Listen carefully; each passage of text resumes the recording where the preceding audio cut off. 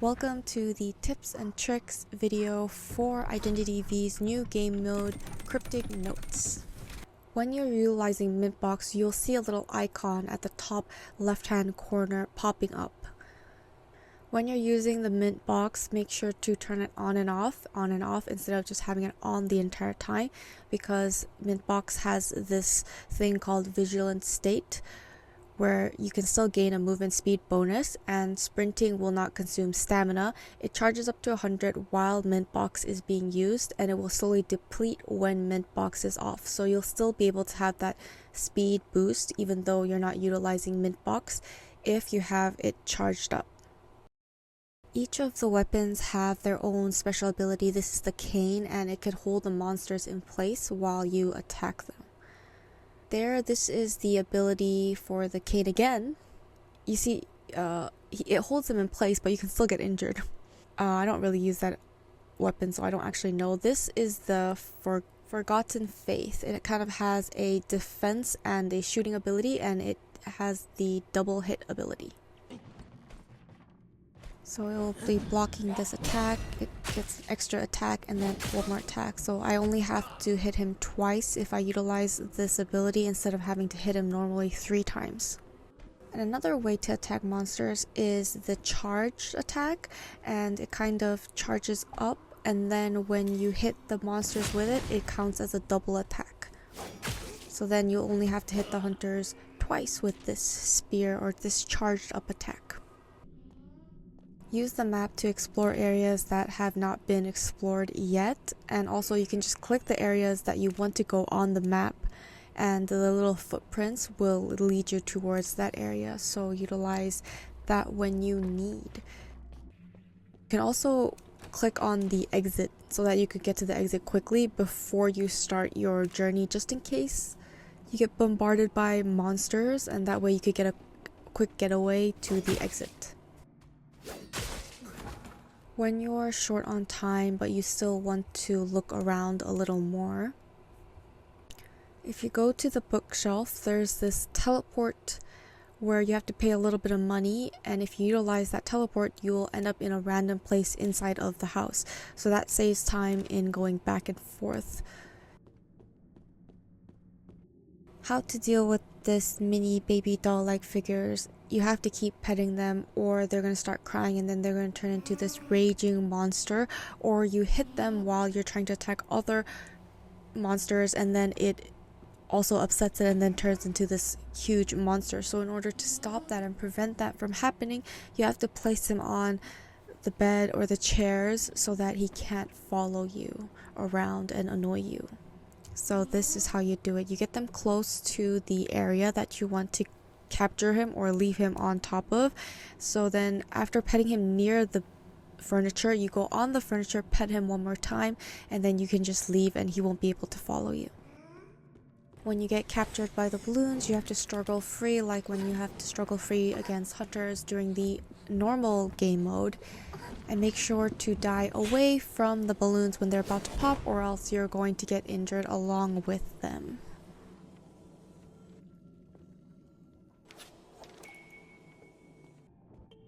When you find the music room, first of all, you can exchange up to 2 to 5 items.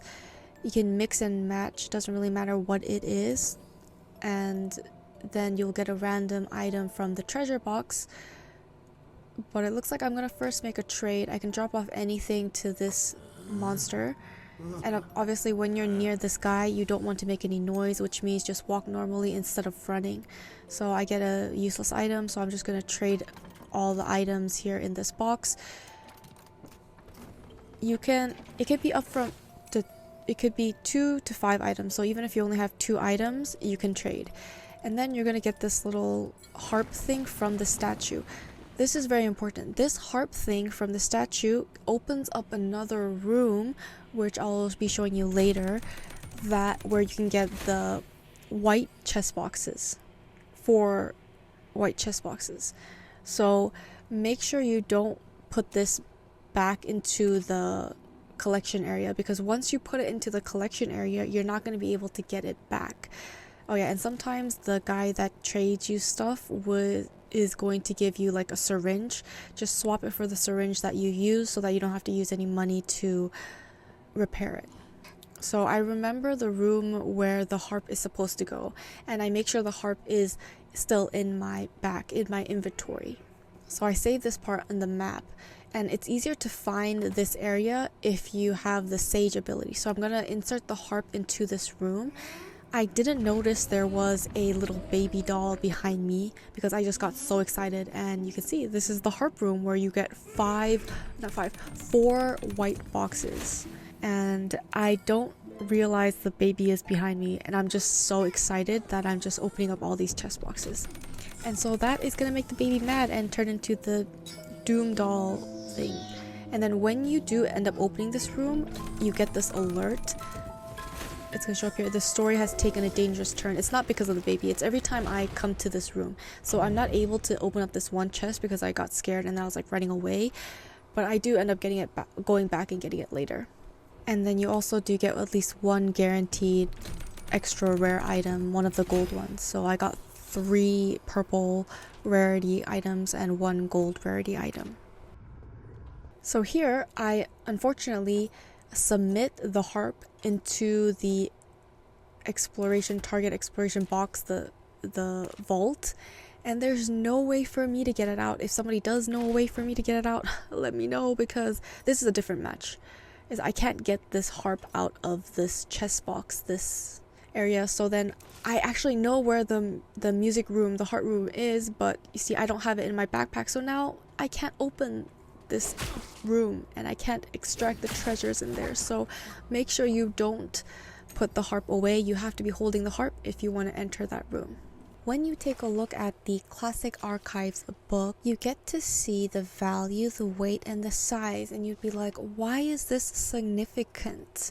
This is very significant because when you're searching, you get the items and you put it in your backpack. The heavier the items are, it will slow you down. This, when you see the little red person next to your stamina that is in red, it means that it is very heavy, which also means that when you run, it's not going to be as fast, and your stamina is also going to go down much faster. So that is going to be very dangerous if you run into monsters, because then you're going to have a very hard time getting rid of them, and also just running away, you're just very slow. So it is very dangerous when you have too many heavy stuff. The heavy items, you can just think of it as physically very big items are going to be very heavy. It's going to increase the load quite a lot. And also objects that are made of metal or gold are also very heavy unless the size is very small. So as you can see, the feather, the ring, the spoon, they're all gold, but the size is very small, so they're not as heavy. They're going to turn into this orangish yellowish color. The next weight distribution you can see is yellow. So yellow is kind of heavy, yellowish orange is it's getting heavier, red is very heavy, so you're very slow.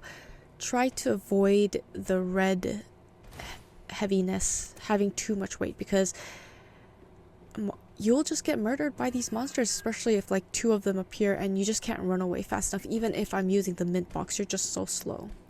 And as you know, when we first start the game, or the items in our bags are very light, we're not going to have that little indicator.